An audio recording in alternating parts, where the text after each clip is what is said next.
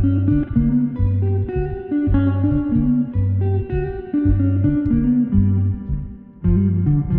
July 2019, pro pitcher for the Los Angeles Angels, Tyler Skaggs, passed away due to overdosing on drugs provided to him by then Angels communications director Eric Kay, and it triggered a civil wrongful death suit against the team. With that trial currently underway, an economic question has become important as a discussion for the case. What would Skaggs have earned if he continued playing? That is, how do you calculate the value of something that has not transpired? With his family arguing the team must account not just for a sudden passing, but for lost future earnings, and the team arguing that he was not the top baseball player currently alleged, we see some similarities with the statements made in this case and how but-for calculations are made for other death and wrongful termination claims. So we thought it would be worthwhile to talk about the issues in calculating unrealized earnings, the ways to find good comparators, and the complications of modeling a but-for world.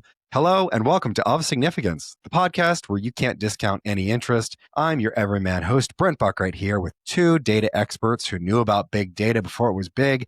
It's Giants fan, Dr. Nathan Woods, and Cubs fan, Dr. Steve Bronars. I guess in a way, I'm a fan of those as well. Nathan, Steve, how are you? Go Giants. Go Cubs. Doing well. So I'm sure there are details to this story which don't necessarily cleanly map onto a lot of the typical cases we work. I'm curious about how we think about valuing future earnings and what the landscape for this kind of calculation looks like. The one thing that I wanted to say was that this is a very sad case. And there are times when we work on the lost earnings when there's a loss of life. And the thing that you just want to make clear is that there's a lot of emotional loss, but what economists would call non-pecuniary losses. And all we're trying to come up with is financially, what would it take to make the family whole from the earnings loss if there really was a wrongful death? So it can at times can sound a little bit callous because you're only thinking about what did this person mean to their family in dollars and cents. But that's our job in these cases to say what would lead to the financial compensation, not any of the emotional losses and other things like that. So that's what we would be talking about here. And certainly that's what we look at when it's a case of wrongful termination where someone is let go from their job. And we're just saying, what would it take to make you financially whole? Not any other kind of non-financial factors that might have changed because of the loss of your job. Yeah. And I think that when we're evaluating this stuff, we're often looking at different side of the case or a different type of case. Like we will sometimes evaluate a case where there is a death involved, or, we might also be evaluating a wrongful termination, which isn't quite the same magnitude and gravity, but has a lot of the same considerations when it comes to thinking about what the future would hold for a particular individual person. Because we're really focused on the financially, how does this matter in terms of what that person was going to be able to earn had this event not occurred, and how is that changed by this event? And so here it's you can't, if you lose your life or you're damaged very severely, you would not be able to work at all. So in that column, you'd say no earnings at all. And so it gets focused on what would your earnings have been had there not been a loss of life or severe injury. And in other cases where it's just a termination, job termination, there are going to be two different earnings paths that we would compare. What would have happened had you been able to keep the job? And then now that you've lost a job, what's the best you can do given those circumstances? So I'd say in that very superficial way, there's a bit of a difference here. So how comparable is it, when you look at a specialized sport or any professional level sport, you have a huge variation on outcomes for professional players. Whereas when you look at a wrongful termination case, you're looking at someone who's a high level, generally at a company. You could actually talk to that person or look at what their career was after their termination occurred, and you can kind of get a closer trajectory mapping of what should have happened. How do you even begin to assess where someone might fall in that kind of variation of outcomes, given that they're in a relatively rare job? Well, I mean, I think there's variation, but I think in either of those cases, and obviously the professional sports athlete thing is a pretty specialized thing, but in any job, you're going to try the best you can to find somebody who is comparable to what you would have experienced. And so in an ideal world, if you lost the job, but a bunch of people didn't lose the job, you could track what happened to them and see what their earnings were. And you would have at least for some period of time until you get to current, you would have some actual empirical earnings to benchmark against. And then the complications and what's going to happen in the future. And I think you've still got that sort of benchmark that you would be trying to use even in the professional athlete kind of world. And in either case, I think you're just wanting to be very careful about who you think is comparable, because if you pick the wrong comparables, then you're going to get the wrong benchmark. And play it out. I mean, obviously, if you're in a professional kind of situation, in baseball at least, you've got contracts. The details of those contracts are going to matter. So when you find the benchmark, it's really a benchmark contract that the person would have had to start their trajectory. And then, you wouldn't have so much, at least at that point for that first contract, you wouldn't have considerations about injuries, ending careers or anything like that, but that would play into kind of the future considerations. I mean, one of the things that I think that makes this case interesting is that usually we don't have a ton of stats on workers, or as many stats on a worker at a high level firm as we do on baseball players. Can you talk to me a little bit about what that means for the analyses and how much that granular detail can help explain the future expected pay? I think it's really critical that you condition on those things when you're looking for comparables, like Nathan was saying, because the difference in pay between like a superstar baseball player and just a player on the bench is going to be quite large. So you can't just say, well, this is the average pitcher and expect to get a reliable estimate of what their earnings might be. So I think that's important.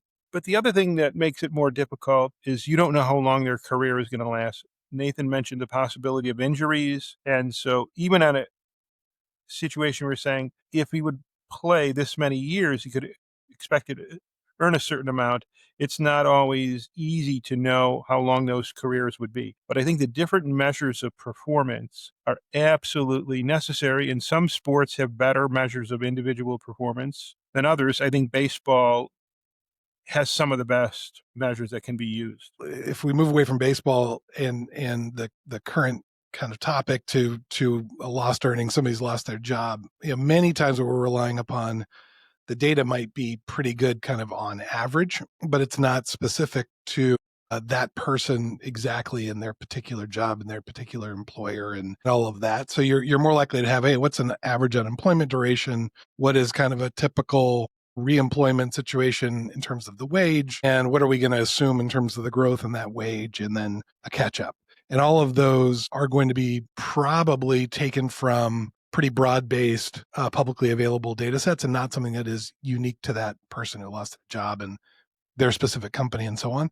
I think what's really different about this situation is that you could get kind of as granular as you would like in terms of, you don't need to use these overall kind of averages. You could say, here are 5 examples of a similar profiled pitcher who is 27 years old and left-handed and had whatever injury history he might have had. And how did they do in their arbitration? Or did their team offer them a contract extension for their arbitration years? Or did they opt to be a free agent? And when they did, what did they get out there on the free agency market? And so you can get much more precise and specific with individual examples that I think together would give you a pretty good range of options. And so you won't be in a world where you're saying kind of what's the average pitcher getting. Right. And I think that baseball was one of the first places where the analytics really took hold.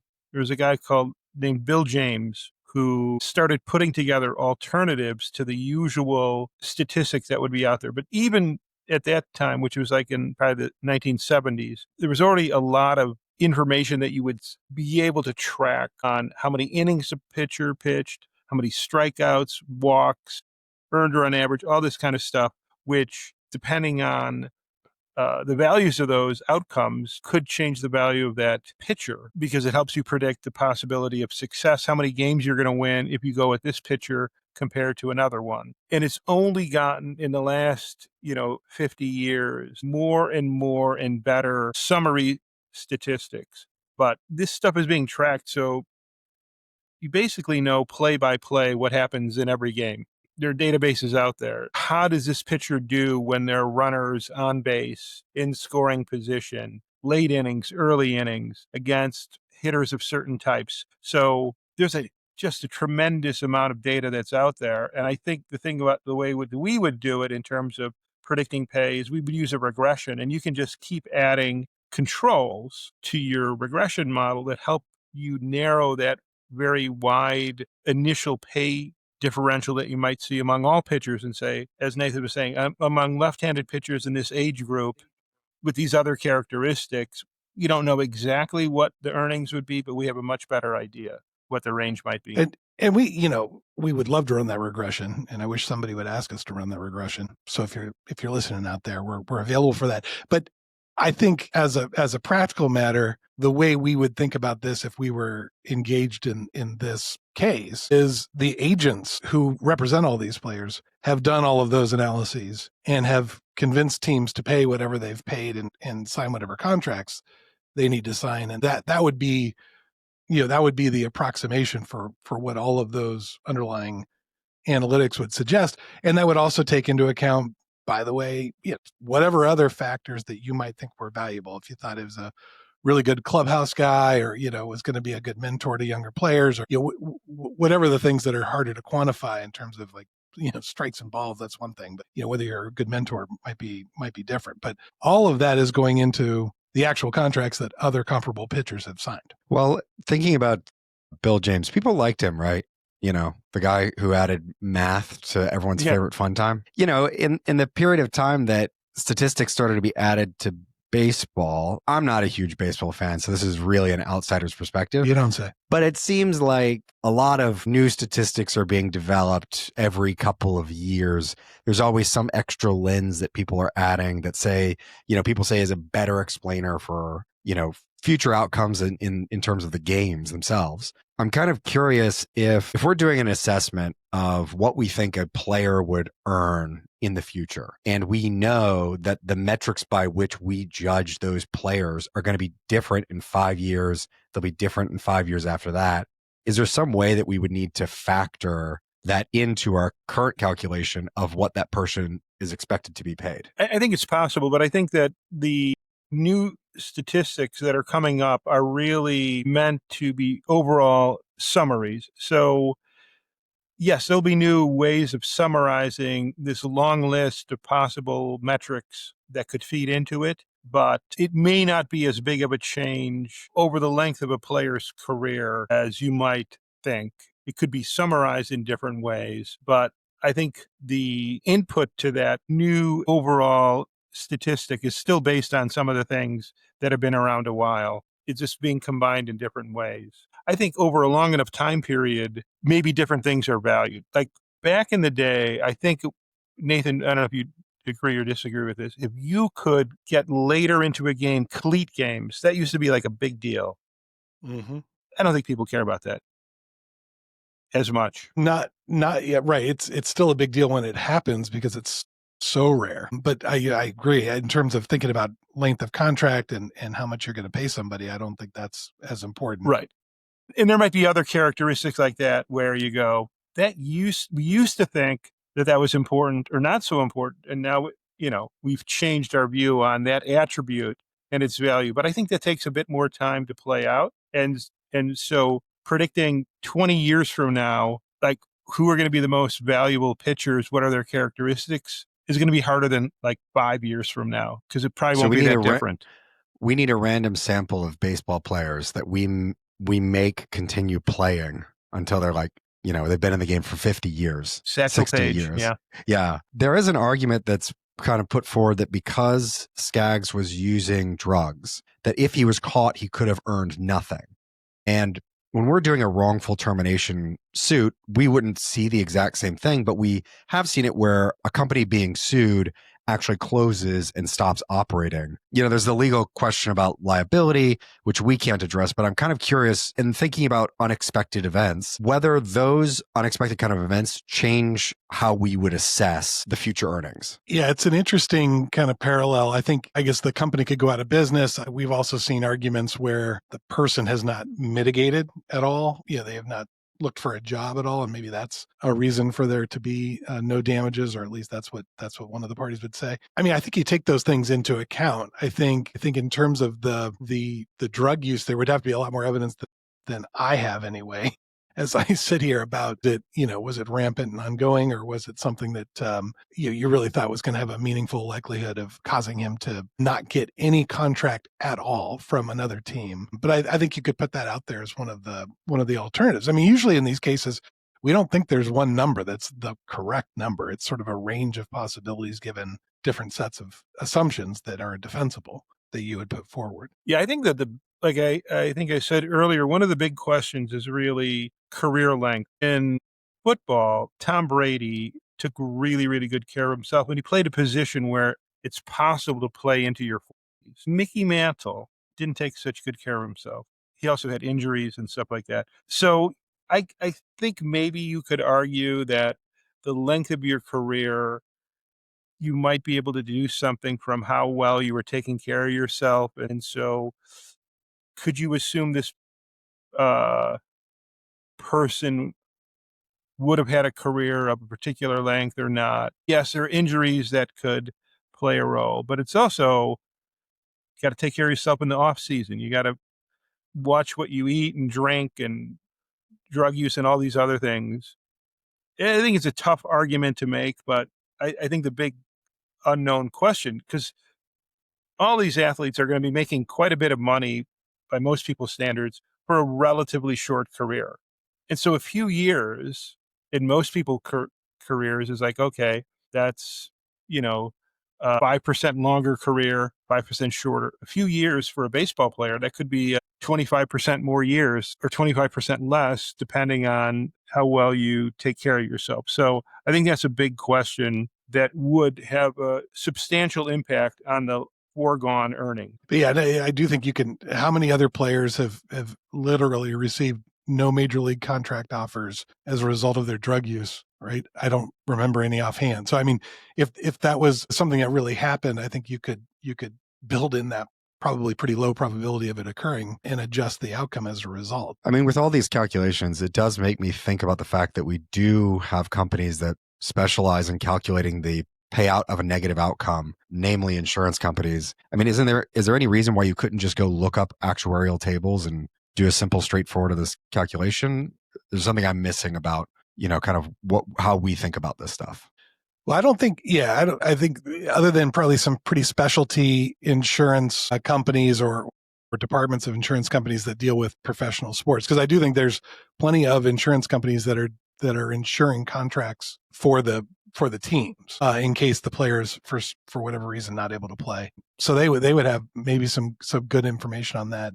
But I think this kind of any of the data that Steve's kind of talked about in terms of generally being available in baseball on longevity and injuries and everything else, if you've already got that organized somewhere, that would be a good enough source. I don't know that you need to go to the insurance companies. Yeah, I think the insurance companies would be useful for, here's a contract that is in existence right now. And in baseball, we're going to be obligated to pay the player whether they're capable of performing on the field or not.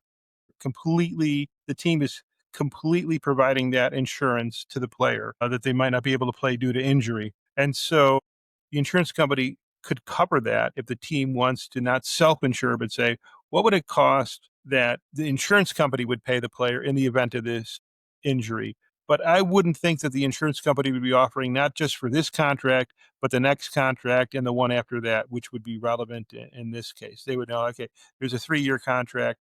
There's some chance that one of those years that player's not going to play at all. And you're going to pay him $10 million. What does it cost to cover that $10 million? I think they would be good at that. But that's a little bit different problem. Steve, I know you've been working on a number of wrongful termination cases recently. Do you have any recommendations about thinking about these kind of calculations more holistically? I just had a call earlier this week on a case that is the wrongful termination, lost earnings. I got a couple that will be happening in the next few months. And it's generally about understanding how these different components fit together in those situations. As Nathan had already laid out, how long is it going to take you to get back into the market, making money? How hard were you, working to get there? What are the possibilities for earning? And then if you can't get back to where you were pre-termination, how long will it take you to catch up? And so, you know, all those kind of things are really hard questions to answer because they're evaluating what might happen in the future. And the best you can do is try to find good comparables. And so I think for uh, the difference here for a professional athlete in this situation is that this rich set of productivity factors that are much better predictors of how that person's career is going to go than they have a college degree and they're 55 years and they're in a particular occupation. Those are helpful. Their earnings history, what are other people in the company earning, that kind of stuff, even in the more conventional cases are going to be very helpful because you're trying to predict what would play out over the next decade based on the information that you have available to you right now. And just to follow on that, I guess one thing we haven't talked about is once the career is over. I mean, Steve, you alluded to this earlier. I mean, your career is not going to be that long. Even if it's very lengthy, you're still going to be, 40 when you're going on to the next thing. I think we could do a pretty good job figuring out how the career might go and what the earnings might be associated with that, with the comparables that we can see. After that, though, I think that'd be very tough. What you're doing in your post-baseball retirement, are you truly retired? Maybe, maybe not. Have you gone into coaching? Are you doing something totally different? That's where maybe you would have the hardest time predicting the future earnings is after the career's over. But I think it's a really good point that if you were successful as a professional athlete at the highest levels, it sets you up for the next stage of what you're going to do, whether you stay in baseball or you use that accumulated wealth to help you in the next phase of your life or that notoriety that you have. And so the family, they lose all that too. It's not just while the Skaggs would have been playing baseball.